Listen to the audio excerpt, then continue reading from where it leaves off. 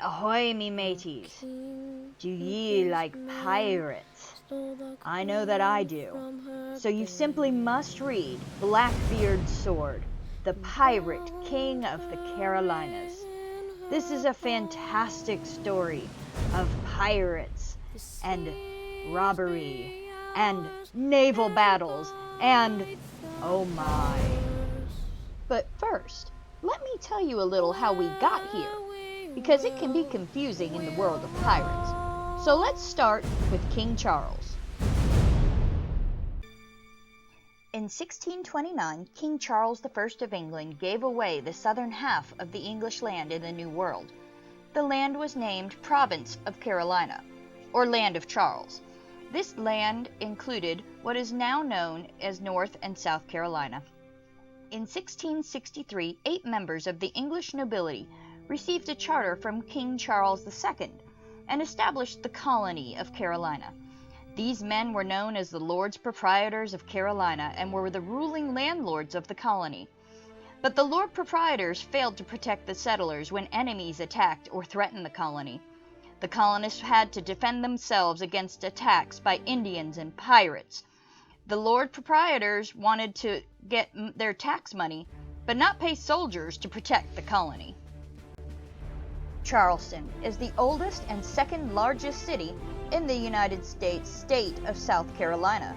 Its harbor was the lifeblood of the entire South. Tea, silkworms, and indigo was a leading export. Those and naval stores were exported to an extremely profitable shipping industry. Where there is a profitable business and ships, there are pirates. Blackbeard held the entire town of Charleston hostage once. He ransacked 9 ships and then demanded the governor of Carolina to send him a doctor and medicines, or he would attack the entire town and execute all those he held hostage. Blackbeard sent a hostage and 2 pirates with a 2-day deadline to collect the medicines. He moved his fleet and the captured ships away, but the colony missed the deadline. He then moved 8 ships into the harbor, causing a panic in the town. On their arrival, their demands were presented to the governor, and the drugs had been quickly gathered. But the 2 pirates who were sent to escort had proven difficult to find, since they were busy drinking with friends and were finally discovered drunk. But Blackbeard kept to his side of the bargain and released the captured ships and his prisoners, albeit relieved of their valuables, including the fine clothing that some had worn. Blackbeard was a renowned pirate, his nickname derived from the black beard and fearsome appearance. He was reported to have lit fuses under his hat to frighten his enemies. He looked like his hair was on fire. He was described as such a figure that imagination cannot form an idea of a fury from Hades more frightful. Whether this description was entirely truthful or embellished is unclear, but it seems likely that Blackbeard understood the value of appearances. Better to strike fear into the hearts of one's enemies than to rely on bluster alone. A shrewd and calculating leader, Blackbeard spurned the use of force, relying instead on his fearsome image to elicit the response he desired from those he robbed.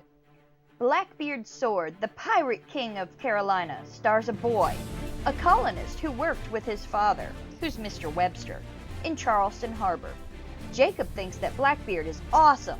He follows no rules, takes what he wants, and has fun being a pirate.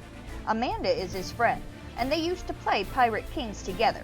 But now she doesn't think that Blackbeard is so cool and tries to tell Jacob that Blackbeard is dangerous. Lieutenant Maynard and Cameron are sailors on the ship named Adventure that was on a mission to capture Blackbeard's ship, the Queen Anne's Revenge, and stop the pirates at all costs. Jacob wants to help Blackbeard escape, and he rows his pilot boat out and gets between the 2 huge ships. That's when Blackbeard shows his true colors and fires his cannon at the Adventure. And Jacob is caught between these ships as an epic battle takes place. Who will win? Will good triumph over evil, or will Blackbeard triumph again? What about Jacob and his father, trapped by roaring cannon? You simply must read the book to find out the answer. Blackbeard's sword, the Pirate King of the Carolinas.